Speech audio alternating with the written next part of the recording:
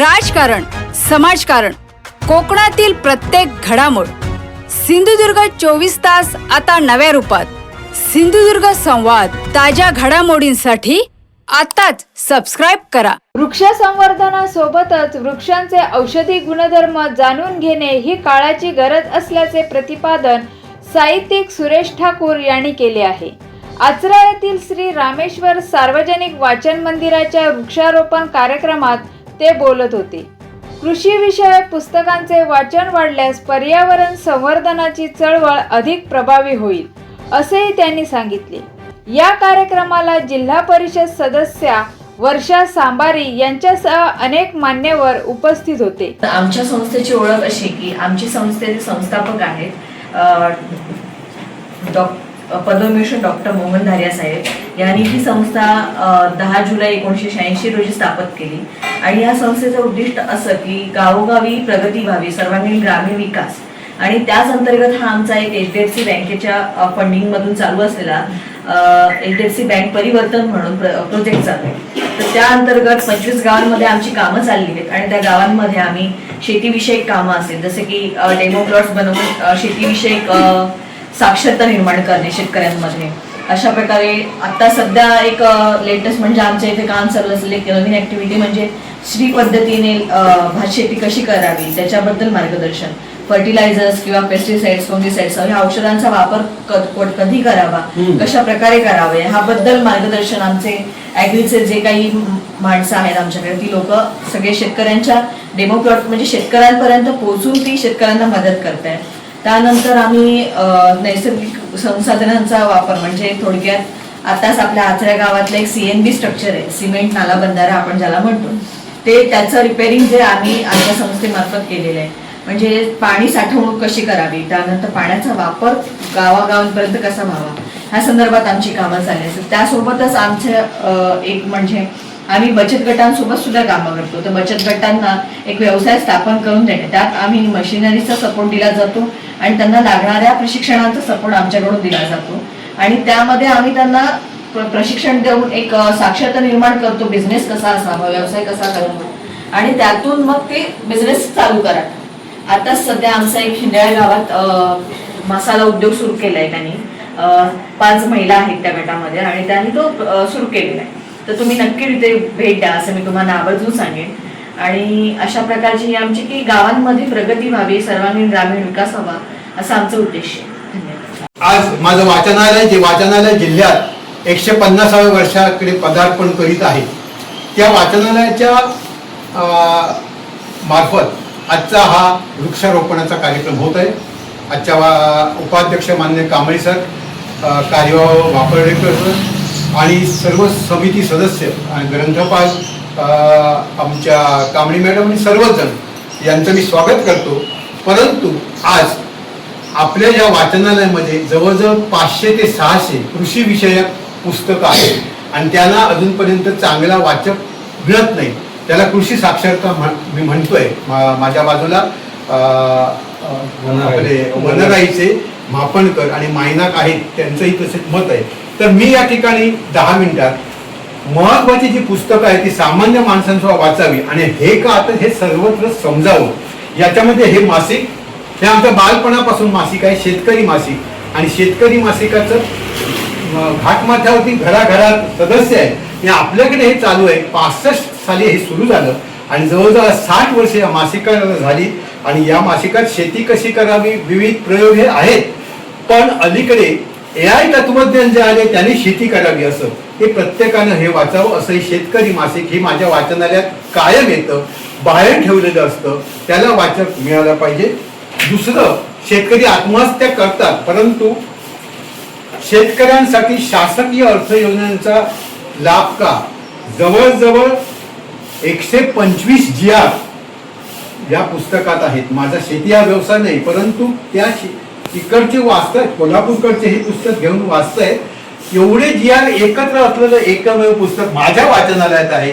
अजूनपर्यंत त्याला किती वाचक मिळाले असतील ते आपण ठरवा. त्यानंतर त्यासाठी काय केलं पाहिजे, आपण वाचकापर्यंत गेले पाहिजे ते आम्ही ठरवू नंतर कमिटी. हेही पुस्तक आहे. त्यांनी ते मनोज आवाळे नावाचे जे आपल्या कृषी विद्यापीठ आहे भाईसाहेब सावंत या ठिकाणी होऊन झालेले यांचं हे पुस्तक आहे. दुसरं जे पुस्तक आहे मित्र, प्रत्येक वनस्पती जी आहे ती उपयोगी आहे. हे एकावरती आहे चंद्रकांत बाराते. आवळा आपण म्हणतो पण आवळ्याच्या बारीक सारे उपयोग किती, आणि 300 पानं एका आवळ्यावरती लिहिली जातात. अशा तऱ्हेने प्रत्येक फळावर लिहिलेलं पुस्तकं ही श्रीदेव रामेश्वर वाचना मंदिर आचरा येथे आहे. ज्यांना आवळ्याची लागवड करावी ते करू शकतातच, पण आवळा खायचा आहे त्यांनी सुद्धा हे पुस्तक वाचलं पाहिजे. आज तुमच्यापैकी किंवा बऱ्याच जणांकडून या पुस्तकाच्या बाजूला आपण गेलं नाही, आपण कादंबरी वाचतो, लघुकथा वाचतो, पण ही पुस्तकं सुद्धा आपलं जीवन जगवतात, ती वाचली पाहिजे. त्याच्यातलं एक आवळा आहे. फुलले ऋतू.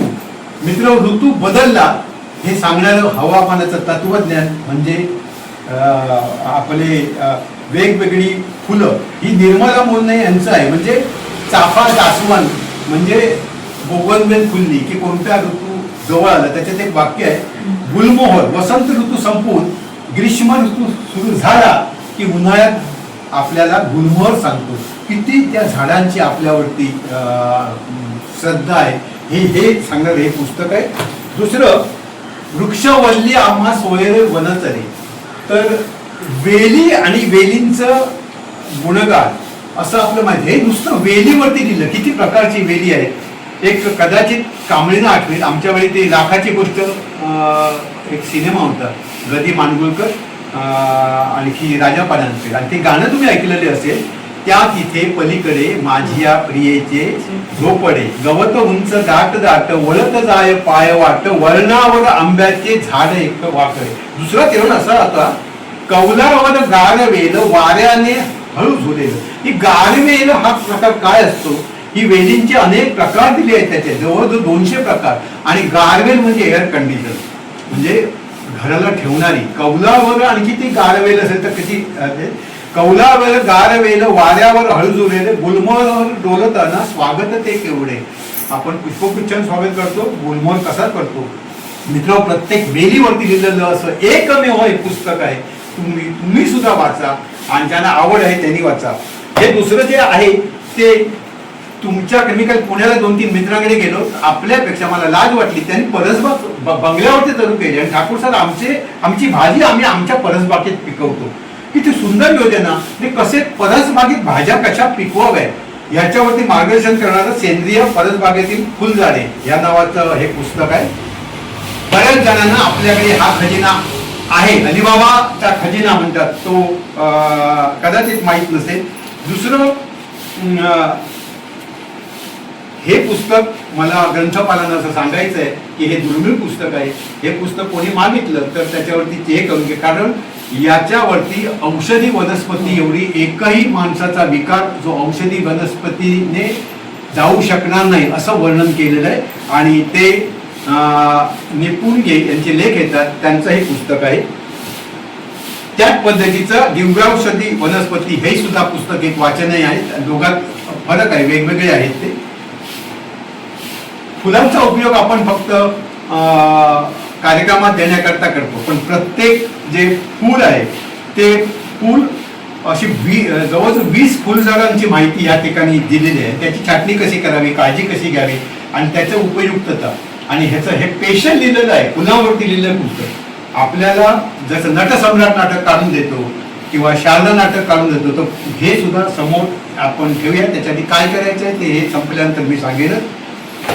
हे जे पुस्तक आहे ते आहे आरोग्य रक्षक वनस्पती. वनस्पती आपल्या आरोग्याचं रक्षण कसं करतात, म्हणजे प्रत्येक एक वनस्पती म्हणजे एक दवाखाना आहे, एक हॉस्पिटल आहे, हे दाखवणारं हे पुस्तक आहे. मी मगाशी म्हटलं की किती चतुर या वनस्पती. वनस्पती शिकार करतात, वनस्पती सोबत करतात, वनस्पतीचं संगीत आवडतं. म्हणजे मालकंस वरती वाढणारी वनस्पती कोणती, केदार रागावरती वाढणारी वनस्पती कोणती, यमन रागावरती वाढणारी वनस्पतीचा सुद्धा राग आहे. जगदीशचंद्र बोसांच्या वेळी आपण वाचलं होतं. आणि मगाशी आता मी सांगितलं लेटेस्ट तत्वज्ञान आपले इस्रोचे शास्त्रज्ञ आहेत, त्यांनी असं तत्वज्ञान केलं. आणि पुढील 10 वर्षात बीज आपल्याला देईल, ती झाडं देतील. झाडावरच्या खाली जाऊन अभ्यास करणं माहीत आहे, परंतु आपण झाडातूनच डायरेक्ट वीज निर्माण होतं हे तत्वज्ञान भारतातच शोधून काढलेलं आहे. अशा सुंदर सुंदर म्हणजे कथा कादंबऱ्यापेक्षा सुद्धा हे पुस्तक वाचनीय असं आहे. मित्र, शेवटचं आपण म्हणतो किंवा आता मला तो हा सांगितलं सगळे आमच्या श्रीकांत काय किंवा काय काय अगदी बारीक सारीक गणपती पूजेची तयारी करायची. परंतु गणपती पूजेची तयारी करत असताना ज्या ज्या ज्या वस्तू लागतात 21 वस्तू म्हणजे त्याच्यावरती मी हे सगळं शेवट ठेवलंय की म्हणजे याच्यामध्ये अगस्ता, आगाडा, अर्जुन, वेल, बोर, डाळिंब, देवदार, धोत्रा, डोरली, दुर्वा, जाई, कण्हेरी, केवडा, मधुमालती, माका, मारवा, पिंपळ, रुई, शमी, तुळस आणि विष्णुकांत ह्यांचा उपयोग काय इतकं सुंदर दिले. आपण म्हणतो सुखकर्ता दुःखहर्ता वार्ता विघ्नाची नुनवी पूर्वी प्रेम कृपा जयाची. वार्ता विघ्नाची जर कुठे असेल तर ती ह्या पुस्तकात आहे.